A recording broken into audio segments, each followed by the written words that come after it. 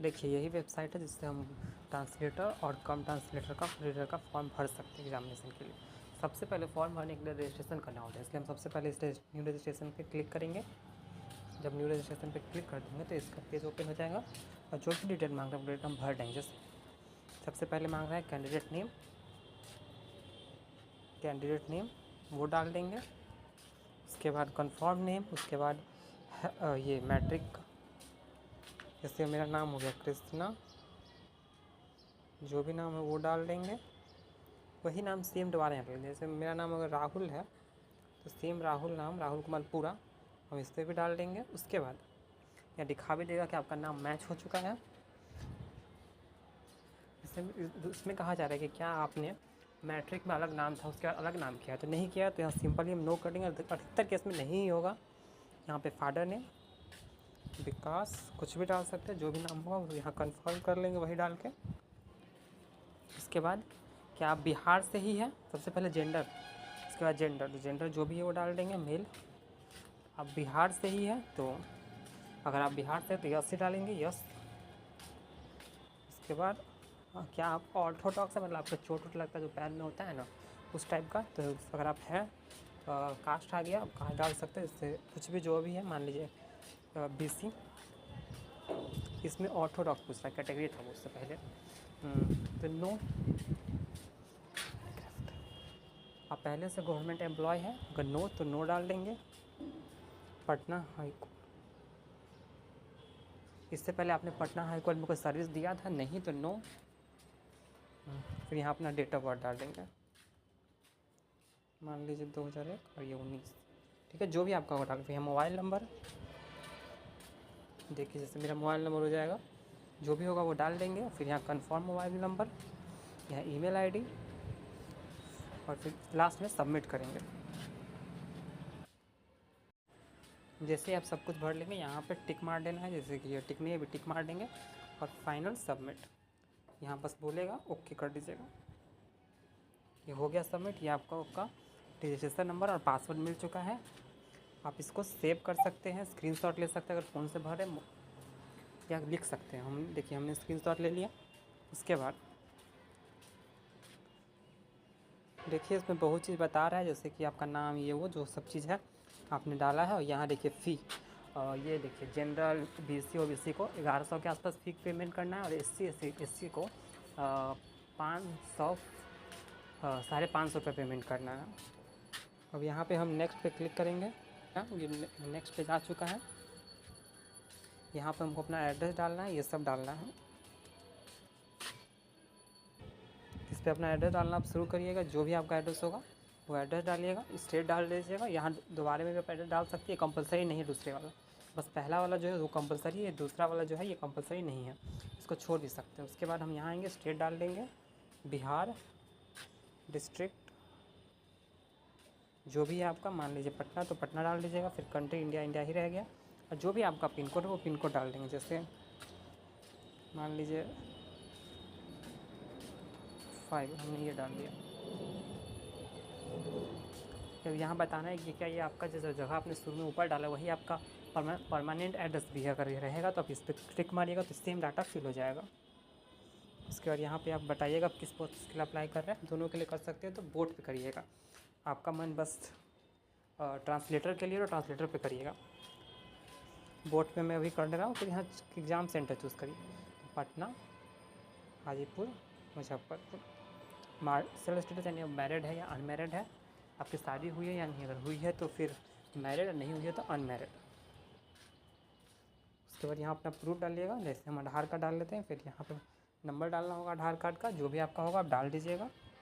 उसके बाद यहाँ आपका बताना है कि आपके शरीर पे कोई मार्क हो, जैसे आप डाल सकते हैं आपका कुछ जैसे कटा हुआ है या कुछ और छोटा हुआ, उंगली में मोल्स है, फेस पे पिंपल्स।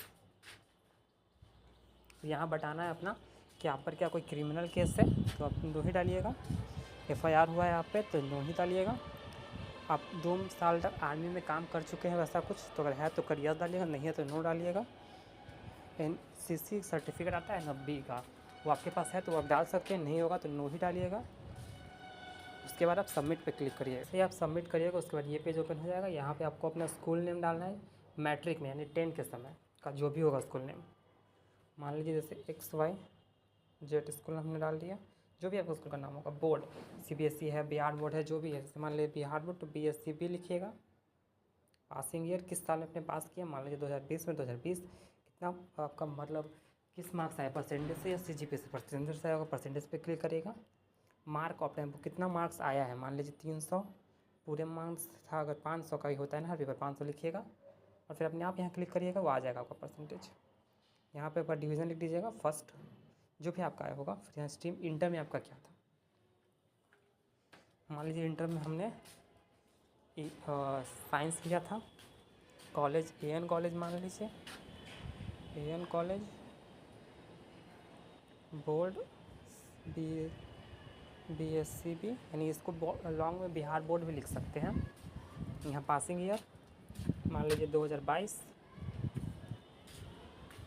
कितना मार्क्स का आया था, परसेंटेज में ही डाल देते हैं। मान लीजिए 400 आया था, कितने में, पूरे मार्क्स में, तो 500 में, 500 में यहाँ आपका परसेंटेज कैलकुलेट हो जाएगा। फिर यहाँ पे आपका फर्स्ट डिवीज़न डाल सकते हैं जो आया होगा आपका। फिर यहाँ पे हमें 11 का डालना पड़ेगा, ग्रेजुएशन का डालना पड़ेगा, कौन सा आपने कोर्स किया है, तो मान लीजिए हमने BSc किया था। फिर कॉलेज नेम AN कॉलेज ही फ़िलहाल डाल देते हैं। फिर यहाँ पे यस, देखिए यहाँ आपसे पूछ रहा है इंग्लिश सब्जेक्ट, वो भी असल में कंपलसरी था, हमें BSc इंग्लिश से ही करना चाहिए था, तो यहाँ पे हम BSc नहीं BA डाल देंगे इंग्लिश, ठीक है, वो इंग्लिश से यहाँ हो जाएगा। यहाँ फिर आपको हिंदी की नॉलेज है तो यस डालिएगा, नहीं है तो नो डालिएगा। अभी हमें है तो हम यस डाल देते हैं।